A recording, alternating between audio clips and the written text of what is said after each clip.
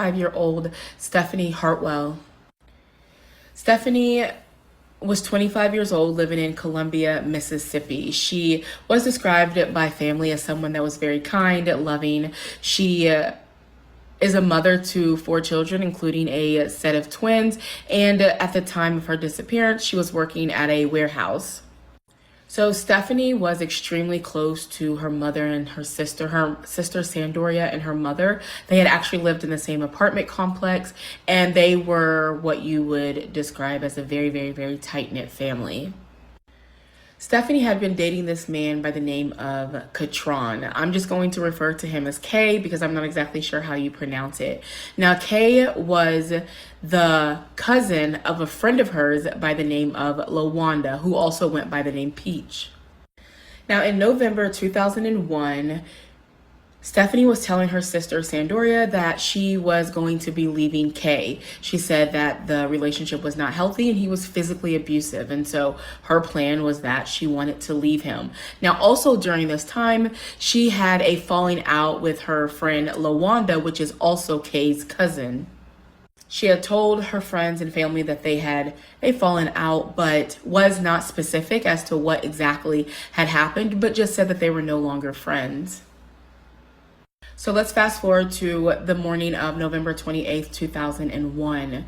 So Stephanie gets up, gets her children ready. They end up going to the bus stop, and her sister Sandoria had an interview that day. And so Stephanie was going to watch her nephew. So while she was waiting for them to come, she was on the phone with her best friend, Shanetta. Now, she had already showed Shanetta bruises on her body from Kay, and she was taking a bath, talking to Shanetta, and was telling her how Kay had been calling her the previous night, all night, and just wouldn't stop, wouldn't leave her alone. Now, at some point during this conversation, she puts Shanetta on hold, clicks over, and it is apparently LaWanda. So she clicks back over and tells Shanetta, like, hey, I'll call you back. LaWanda is here. So Stephanie goes outside, tells a neighbor, hey, tell my sister Sandoria that I will be right back. I'm just going to go to the store with LaWanda. So the neighbor watches her get into a green 4-door Saturn with tinted windows. This was around 8:30 or 9 a.m. in the morning.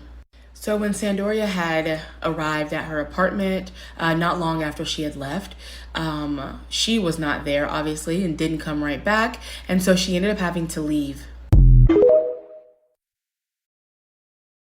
Sandoria had gone on to her interview, and then once she came back and her sister still was not home, she absolutely knew that something was wrong. And so she had spoke to Shanetta, Stephanie's best friend, who had told her, hey, I was speaking with her and she told me that LaWanda was there. So Sandoria calls LaWanda to ask, like, hey, where's my sister? Have you seen her?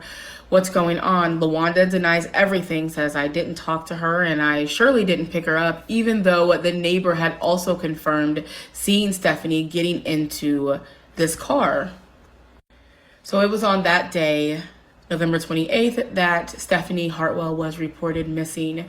Now, Kay, the boyfriend that she was supposed to be breaking up with, had agreed to take a polygraph test. However, he never showed up to do that. And then LaWanda had just flat out refused to take one. Today, Stephanie Hartwell would be 46 years old. Her children are all grown and have children of their own. She would be a grandmother. No one has ever been charged or made a person of interest in the disappearance, and her case does remain unsolved. If you have any information about the disappearance of Stephanie Diane Hartwell, you are urged to call the Marion County Sheriff's Department at 601-731-3782.